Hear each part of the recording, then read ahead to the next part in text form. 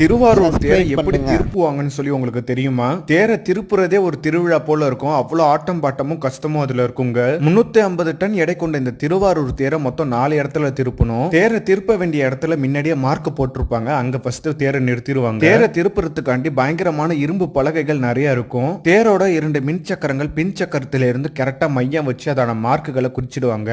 Mark பண்ண இடத்துல கரெக்டா இரும்பு பலகையை போட்டுட்டு அதுக்கு மேலதான் தேரை திருப்புற போல பிளான் பண்ணுவாங்க. இதை செய்யறதுக்காண்டி அங்க நிறைய டீம் இருக்காங்க. இவங்க எல்லாருமே திருவாரூர் மண்காரங்க. ஒரு ஆன்மீகமான தேரை அறிவியல் முறைப்படி இங்க செய்யறத நீங்க பார்க்கலாம். இந்த திருவாரூர் தேரை கூட நிறைய பேர் பார்த்திருப்பீங்க. ஆனா இந்த காட்சியை யாருமே பார்த்திருக்க மாட்டீங்க. அதனால வீடியோ பார்க்கறவங்க எல்லாருக்குமே ஷேர் பண்ணி விடுங்க. தேர் இப்ப வலதுபுறமா தான் திரும்பி நிறுத்தணும். அதனால இடதுபுற மின் சக்கரத்திலையும் வலதுபுற மின் சக்கரத்திலையும் தான் இந்த பலகை போடுவாங்க. இந்த இரும்பு பலகைகளை அரைவட்டமா தான் வைப்பாங்க. ஒரு பலகை மீது இன்னொரு பலகை இருக்கும். இதெல்லாம் கரெக்டா கண்காணித்து சரியா பண்ணணும். இல்லைன்னா கொஞ்சம் சொதப்பிடும். ஒவ்வொரு வளைவிலையும் அரை மணி நேரத்துல இருந்து 1 மணி நேரம் வரை இந்த வேலை செய்ய ஆகலாம். இப்ப பலகையை சரியா பண்ணிட்டாங்க. இப்ப தப்பு அடிச்சு அந்த பலகை மேல தேரை கரெக்டா நிறுத்தணும். தேரை இரும்பு பலகை மேல நிறுத்தி முட்டுக்கட்டை போட்டுட்டாங்க. இப்ப வடத்தை எல்லாம் வலது பக்கமா எடுத்துட்டு போகணும். இந்த திருவாரூர் வடம் மொத்தம் 4ங்க. ஒவ்வொரு வடத்திலையும் 500 இருந்து 1000 மக்கள் தேர் இழுப்பாங்க.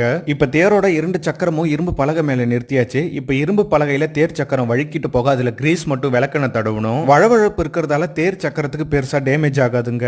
தேரோட ஒரு வடத்தை மட்டும் அங்க உள்ள புல்ட்ரோசர்ல இணைச்சிடுவாங்க. இப்ப கிரீஸ் விளக்கெண்ணெல்லாம் கரெக்டா தடவியாச்சு. இப்ப தேரை திருப்ப வேண்டியதுதான். ஆயிரக்கணக்கான மக்களும் சக்தி வாய்ந்த புல்ட்ரோசரும் ஒரு சேர தேரை இழுப்பாங்க. அரூரா தியாகேசானுங்கிற சத்தம் எழுப்ப தேர் அழகா வளைஞ்சு வரும் பாருங்க.